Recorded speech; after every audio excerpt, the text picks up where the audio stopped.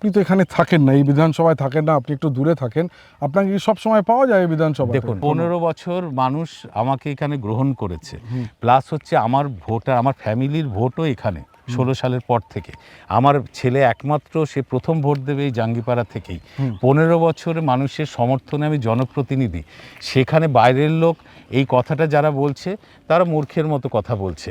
আর একটা হচ্ছে যে এই যে বহিরাগত এই শব্দগুলো ইউজ করছে, তো আমি সিপিএমের প্রার্থীকে বললাম যে আমি যে উত্তরপাড়ায় থাকি ওখানে মীনাক্ষী এসেছে, সে কোথাকার? সেও তো বাইরের লোক। তাহলে আপনি কি আপনার বিধানসভার প্রিয় দাদা?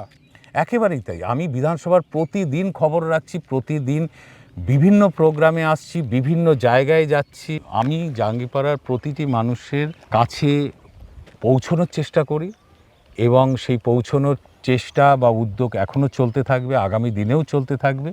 এবং সেখানে দলমত নির্বিশেষে আমি যেতে চাই। আমি এখানে কে কোন পার্টি করে এইসব দেখি না। না হলে এত ভোট বাড়ছে কেন?